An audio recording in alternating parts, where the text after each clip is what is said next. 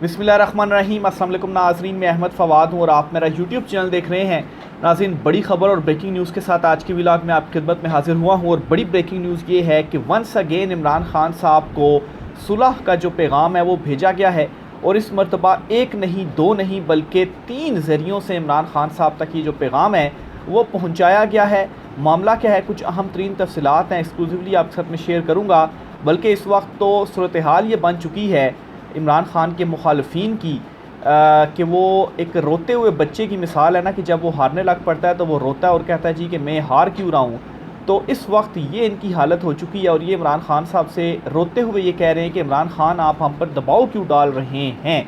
तफसीलात क्या है, एक तो ये आपके साथ मैंने शेयर करनी है। दूसरा, इमरान खान साहब ने अडयाला जेल से अपनी जो सुप्रीम कोर्ट ऑफ पाकिस्तान में पेशी है, इस पेशी से मुतल्लिक एक पैगाम भेजा है। एक तो इमरान खान साहब ने दरख्वास्त दी है ना कि वो ख़ुद ज़ाती हैसियत में पेश होना चाहते हैं, लेकिन इस दरख्वास्त के साथ इमरान खान साहब ने एक पैगाम भी दिया है। ये पैगाम भी आपके साथ में शेयर करूँगा। सबसे पहले तो आपको बताता चलूँ जी कि इमरान खान साहब ने कहा क्या है, अडयाला जेल से मैसेज क्या भेजा है। खान साहब ने कहा है कि सुप्रीम कोर्ट में 30 मई को मेरा मैच है। यानी कि इमरान खान ये जो चीफ़ जस्टिस कादी फ़ैज़ ईसा के सामने ये पेश हो रहे हैं, इस पेशी को इमरान खान साहब एक उनका आप माइंड सेट देखें कि किस एग्रेसिव मोड में इमरान खान साहब इसको ले रहे हैं। और इमरान खान साहब कह रहे हैं कि मेरा मैच है, यानी कि मेरा मुकाबला है। और इमरान खान साहब की हमेशा ये स्ट्रेटजी रहती है। इवन कि क्रिकेट के टाइम पर भी आपको याद होगा कि इमरान खान साहब 92 वर्ल्ड कप में टॉस के दौरान वो एक शर्ट पहन कर आए थे और उसके ऊपर टाइगर की तस्वीर थी। और इससे जो अपोनेंट था उसे साइकोलॉजिकली तौर पर जो है वो इमरान खान साहब ने टैकल किया। तो इमरान खान साहब इससे आप अंदाज़ा कर लें कि वो मेंटली कितने ज़्यादा टफ़ हैं और इसी वजह से इमरान खान साहब को भी तोड़ा भी नहीं जा सका। तो इमरान खान साहब जो है वो कहते हैं कि 30 मई को मेरा मैच है। तो एक साइकोलॉजिकली या नफसियाती तौर पर भी इमरान खान साहब जो हैं वो इस मामले को लेकर आगे चल रहे हैं। और चीफ़ जस्टिस कादी फ़ैज़ ईसा साहब के ऊपर यकीनी तौर पर जो दबाव है वो ज़रूर होगा, क्योंकि जिस तरह से चीफ़ जस्टिस कादी फ़ैज़ ईसा साहब का एक मौक़िफ़ कहें या एक माइंडसेट कहें, इवन के केसेस में ये शो होती रही है बात, रिमार्क्स में चीफ़ साहब के ये बात जो है वो शो होती रही है, जो उन्होंने इमरान खान साहब या PTI के हवाले से अपनाए रखा है। तो बहरहाल जब आमना सामना होता है तो फिर असल तो वहाँ पर पता चलता है कि कौन जो है वो कितने एक पानी में है। तो इमरान खान साहब ने मज़ीद ये कहा है जी कि चीफ़ जस्टिस कादी फ़ैज़ ईसा की सरबराही में ज़ेर समात नैब तरमीम केस का हवाला देते हुए कहा कि 30 मई को सुप्रीम कोर्ट में मेरा मैच है। इमरान खान ने कहा कि दौरान के मुख्तलिफ़ वाक़यात पर बात करते हुए कहा कि इंसानों और जानवरों के माशरे में फ़र्क होता है। इंसानों का माशरा लोगों के दिल जीत कर चलाया जाता है। बोरिस जॉनसन और हैरल्ड मिलन को इखलाकी बुनियादों पर हुकूमतें छोड़ना पड़ी। सुप्रीम कोर्ट में ज़ेर समात नैब तरमीम केस से मुतल्लिक उनका कहना था कि 30 मई को सुप्रीम कोर्ट में मेरा मैच है। तो बहरहाल जी ये इमरान खान साहब ने कहा है। चीफ़ जस्टिस कादी फ़ैज़ ईसा की सरबराही में ये 5 रुकनी बेंच होगा जो कि केस की समाअत करेगा 30 मई को। अब देखें कि इमरान खान साहब को ज़ाती हैसियत में पेश होने की जो इजाज़त है वो दी जाती है या नहीं दी जाती।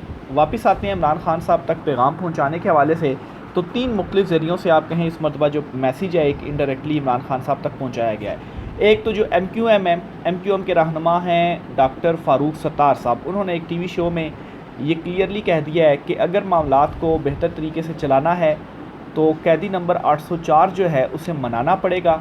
और जब उन्होंने ये बात कही तो एंकर की जानिब से उनसे सवाल पूछा गया कि भाई आप ख़ुद क्यों नहीं जाते उनके पास। तो उन्होंने कहा कि मैं चला तो जाऊँ लेकिन मेरे जाने का फ़ायदा नहीं है, ये मैं किसी और को कह रहा हूँ। और मेरा मैसेज भी इमरान खान तक, क्योंकि मैं शो में कह रहा हूँ तो ये पहुँच जाएगा कि हम जो है वो इस वक्त, यानी कि उन्होंने इनडायरेक्टली ये चीज़ों को एक्सेप्ट किया कि उनसे आप सुलह चाहते हैं और इमरान खान को मनाना ज़रूरी है, कैदी नंबर 804 को मनाना इस वक्त ज़रूरी है।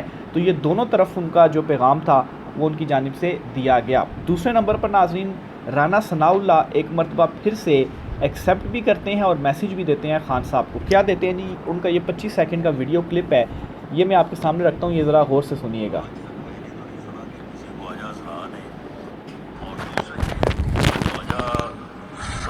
बात भी जो है ये भी समय से बालता रही, ये बड़ी पुरअमन कम्युनिटी है और आज आज तक मैंने तो नहीं सुना कि किसी ख्वाजा असरा ने, बल्कि उनके साथ हमेशा जुल्म भी हुआ है, उनको ही हमेशा मारा गया है। तो अगर नौबत अब ख्वाजा असराओं तक आ गई है तो मेरा ख्याल है कि फिर इनको सुलह कर लेनी चाहिए। और ये बात तो राना सनाउल्लाह साहब कहते हैं, शायद थोड़ी सी आवाज़ हल्की हो तो मैं आपको बता भी देता हूँ। राना सनाउल्लाह साहब कहते हैं जी कि बात अगर ख्वाजा सराओं तक आ गई है तो बेहतर है कि आप सुलह कर लें। और फिर साथ उन्होंने ये जो अटैक हुआ रऊफ़ हसन साहब के ऊपर, इस हवाले से भी उन्होंने कहा कि ख्वाजा सरा तो इस तरह से नहीं करते, वो बड़े पुरअमन लोग होते हैं और ये कोई अजीब सा ही मामला हुआ है। यानी कि उन्होंने अपने डाउट्स भी इस मामले के ऊपर शो कर दिए कि ये असल में अटैक ही था और ये कोई ख्वाजा सरा नहीं थे, ये कोई और ही था। और फिर उन्होंने ये भी कहा कि अब इस नहज तक अगर आप पहुंच गए हैं तो फिर बेहतर यही है कि अब आप सुलह कर लें। बहरहाल सुलह के जो मैसेजेस हैं वो पहुंचाए तो जा रहे हैं, लेकिन इमरान खान साहब का क्लियर मौक़िफ़ है कि जब तक अवामी मैंडेट वापस नहीं मिलता, कोई जो बातचीत है, कोई जो डील है वो आपको नहीं मिलने वाली। इस हवाले से तस्दीक की है जी अली मोहम्मद ख़ान साहब की जानिब से भी, क्योंकि गुज़श्ता कुछ दिनों से ये बयानिया भी बन रहा था कि शायद इमरान खान साहब और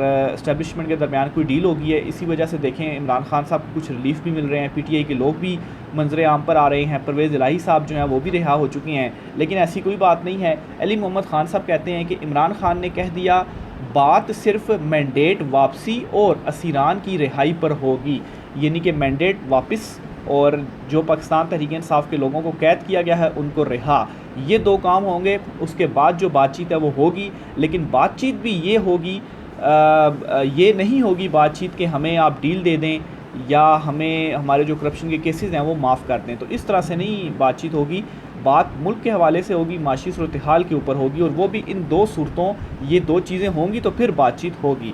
अली मोहम्मद ख़ान साहब ने मज़ीद क्या कहा जी, उन्होंने कहा कि मुल्क को कानून के मुताबिक चलाना है तो अदालत की बात क्यों नहीं मानी जाती।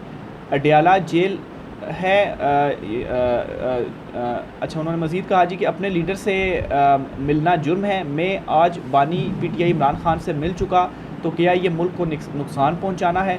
उन्होंने कहा कि इमरान खान का बदतरीन हरीफ भी कहेगा कि बंदा ईमानदार है। इमरान खान ने कहा बात तो होगी असीरान की रिहाई और मैंडेट की वापसी, तब जाकर जो बात है वो होगी। तो ये अली मोहम्मद ख़ान साहब हैं, उनकी जानिब से ये तस्दीक भी कर दी गई है। उन्होंने इमरान खान साहब से मुलाकात की और उसके बाद उनका जो मैसेज है, जो पैगाम है, वो भी बाहर आकर पहुँच जाया। आखिर में नाज़रीन सुहेल वड़ाइच साहब हैं, उन्होंने एक कॉलम लिखा है और उस कॉलम के ज़रिए भी आलमोस्ट आप कहें कि जो उसका अंदाज़ था कॉलम का, वो हाथ जोड़ने और माफ़ी मांगने और पाँव पकड़ने के मुतरादिफ था कि अब तो जो सुलह है वो दोनों साइडों पर हो जानी चाहिए। उसका सिर्फ पहला पैराग्राफ और आखिरी 2-3 पैराग्राफ आपके सामने मैं रखूँगा, क्योंकि बीच में सुहेल वड़ाइच साहब हिस्ट्री के काफ़ी ज़्यादा हवाले दे रहे हैं, तो उसका मैं खुलासा आपके सामने बयान कर दूँगा। वो लिखते हैं जी कि मुश्ते खाक की क्या हैसियत, कहाँ की दानाई और कहाँ का तारीख़ी शऊर, अहले सियासत और ऊपर वाले ही सबसे ज़्यादा अक्लमंद ठहरते हैं। वो वक्त के बादशाह होते हैं, गलत करें या सही वो इस पर अड़े रहते हैं, चाहे इसमें मुल्क तबाह हो जाए, अवाम मफलूकुल हाल हो जाए या रियासत जवाल का शिकार हो जाए, आज वही सूरत हाल दरपेश है।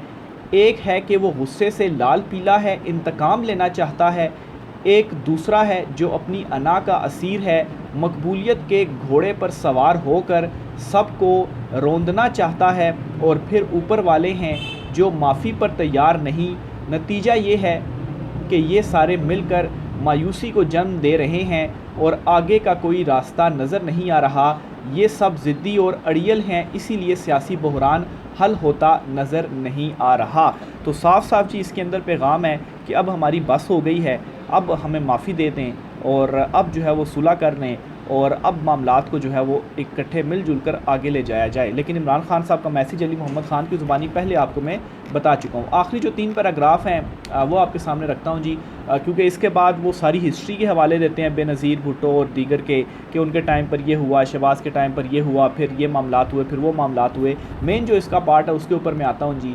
वो आगे लिखते हैं जी कि मुल्क के माजी के इसी तरह के बहरानों का जायज़ा लें तो इन बहरानों का हल या तो पार्लिमान के रास्ते से निकला या गोल मेज़ कॉन्फ्रेंस या ऑल पार्टीज़ कॉन्फ्रेंस के ज़रिए से। अच्छा, माजी के हवाले देकर वो आगे ये प्रूव करना चाह रहे हैं जी कि जो हल है वो इसी तरह से निकला जी कि आप बैठेंगे और बातचीत करेंगे और फिर हल निकलेगा। लेकिन यहाँ पर सूरत हाल बहुत डिफरेंट है। जो माजी के थे ना, नवाज़ शरीफ जो थे, वो तो डीले लेकर बाहर जाते रहे और इसीलिए वो टेबल पर बैठते थे और फिर इसी तरह से जो आगे हल था वो निकलता था और वो मिली भगत से मामला चलते थे। लेकिन इमरान खान ये नहीं है, और वो लोग आए भी एस्टेब्लिशमेंट के घोड़े के ऊपर सवार होकर इक़्तिदार में आए थे। तो इमरान खान इस तरह से इक़्तिदार में नहीं आया था। पीटीआई भी अब ये बात करने लग पड़ी कि 2018 में भी उनकी 20-25 जो नशिस्तें थीं वो कम की गई ताकि इमरान खान की गवर्नमेंट मजबूत ना बन सके, कमज़ोर गवर्नमेंट दी जाए इमरान खान को। तो इमरान खान तब भी खुद आया था और जदोजहद कर आया था, और अब भी इमरान खान के पीछे जो आवाम खड़ी है वो इसी वजह से खड़ी है कि इमरान खान डट कर खड़ा हुआ और डील नहीं कर रहा। और ये जो टेबल पर बैठने की बात कर रहे हैं असल में डील मांग रहे हैं, तो इमरान खान ये चीज़ नहीं करना चाहता। तो इसलिए माजी की उन तमाम तर चीज़ों को कंपेयर करना मौजूदा इमरान खान से, ये बिल्कुल दुरुस्त मेरी नज़र में एनालिसिस नहीं है। कंपैरेटिव एनालिसिस आप नवाज़ शरीफ या आसिफ जरदारी या बेनज़ीर भुट्टो का आप कर सकते हैं, लेकिन इमरान खान के साथ उसको नहीं कर सकते, क्योंकि नवाज़ शरीफ तो डीलें लेकर आते रहे, तो खान साहब कोई डील नहीं कर रहे।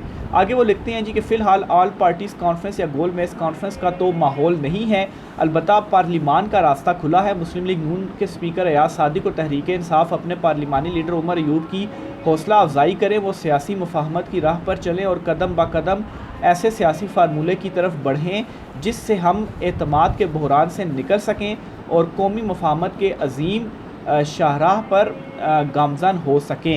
यानी कि वही बात जी कि आप आपस में मिलें। सियासतदान खान साहब तो कहते हैं जी कि इनके साथ कौन मिलता है, इनके पास तो कोई इख्तियार ही नहीं है, ये तो चुनतखब हुकूमत है, तो बात तो इस्टेब्लिशमेंट से होगी। दूसरा रास्ता लड़ाई हंगामों और हड़तालों का है। हम तो धरने भी देख चुके हैं, हम तो माजी की मुक़तदरा की मदद से पार्लिमान, टीवी और इससे पहले सुप्रीम कोर्ट पर हमला भी मुलाहिज़ा कर चुके हैं। नतीजा क्या निकलता है? मज़ीद अदम इस्तेकाम, मज़ीद मायूसी, मज़ीद माशी अबतरी। आखिर हम अपनी माजी की गलतियों से सबक क्यों नहीं सीखते? ये सियासतदान जिस पेड़ पर बैठे हैं इसको क्यों काटना चाहते हैं? सियासी अदम इस्तेकाम रहे तो मायशत में भी देर पा इस्तेकाम नहीं रहता। मुश्ते खाक की ना सुनी गई ना सुनी जाएगी। कम अज़ कम तारीख़ का सबक, माजी के तजर्बात और दुनिया की मिसालें ही सामने रख लें।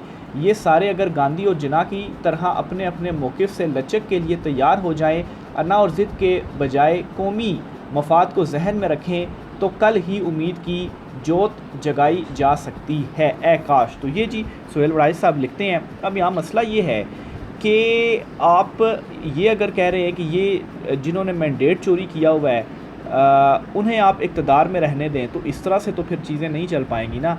मैंडेट वापस होगा, कैदियों की रिहाई होगी, फिर उसके बाद ही जो बातचीत है वो आगे चल पाएगी। ये इमरान खान साहब ने क्लियर कर दिया है। तो बहरहाल जी ये मुसलसल ये आज 3 मैसेजेस हो गए हैं जी जो आपके सामने मैंने रखे हैं, जो इमरान खान साहब तक पहुँचाए गए हैं। आगे चलते हुए जी तलाल चौधरी साहब हैं। तलाल चौधरी साहब ने रोना शुरू कर दिया और ये कह रहे हैं जी कि इमरान खान जो हैं वो हम पर इस वक्त दबाव डाल रहे हैं। इमरान खान तो बेचारा जेल में बैठा हुआ, वो कैसे आपके ऊपर दबाव डाल रहा है? तो कहते हैं जी कि बानी पीटीआई सख्त बयानियाँ अपना रहे हैं ताकि दबाव डाल सकें। उन्होंने कहा जी कि वो समझते हैं कि इस तरह हुकूमत और एस्टेब्लिशमेंट दबाव में आएगी। तो बिल्कुल दबाव में आप इस वक्त आ चुके हैं। दबाव में ना आते तो इस कदर जो रिएक्शन था वो आपकी तरफ से ना आता। उन्होंने कहा जी कि केसेस का सामना करना होगा, ब्लैकमेलिंग से मुज़ाकरात नहीं होंगे, हुकूमत इलेक्शन से बनी है, हम यहाँ तक जदोजहद के बाद पहुँचे हैं। तो इमरान खान तो बिल्कुल केसेस का सामना कर रहे हैं। केसेस का सामना अगर कोई नहीं कर रहा तो वो आपकी लीडरशिप नहीं कर रही, जो डील के ज़रिए सारे केसेस भी उनके ख़त्म हो गए मुबैना तौर पर। उन्होंने मज़ीद कहा कि पंजाब में सादा अक्सरियत है, सिंध में पीपल्स पार्टी की सादा अक्सरियत है, हम बार बार आवाम के वोट से हुकूमत में आए और कारकर्दगी दी। कारकर्दगी क्या दी है आपने कि इस वक्त कोई भी इंटरनेशनल इन्वेस्टमेंट जो है वो आप के मुल्क में नहीं आ रही। शहबाज शरीफ जाकर मिन्नत तरले कर रहे हैं, लेकिन कोई इन्वेस्टमेंट इस वक्त पाकिस्तान में नहीं लेकर आ रहा, बल्कि पाकिस्तान में जो मौजूदा इन्वेस्टर्स हैं वो पाकिस्तान को छोड़ कर जा रहे हैं। तो ये आपकी कारकर्दगी है, और जो आप अवामी वोटों से सामने इक़्तिदार में आए हैं वो भी सबको मालूम है कि कैसे फॉर्म 47 के ज़रिए चुनतखब होकर आप आए हैं। उन्होंने कहा कि इमरान खान अपने किए की सज़ा पा रहे हैं, सिर्फ सियासतदानों को निशाना ना बनाया जाए, नैब का कानून सिर्फ सियासतदानों पर है। उन्होंने कहा तौहीन अदालत सिर्फ सियासतदानों पर लगाई जाती है। नून लीग की 40 साल की तारीख़ है, यहाँ आमिर भी आए और सिविल आमिर भी आए। तो नून लीग की 40 साल की तारीख़ ज़रूर है, लेकिन इस 40 साल की तारीख़ में उन्हें इमरान खान आज तक नहीं टकरा। आपको तो जो है वो पीपल्स पार्टी के साथ आप नूरा कुश्ती खेलते रहे, इस मरतबा आपका खान साहब से मुकाबला हुआ है तो आप जो है वो घबरा चुकी हैं। राय का इज़हार कीजिएगा, इजाज़त दीजिए, अल्लाह हाफ़िज़।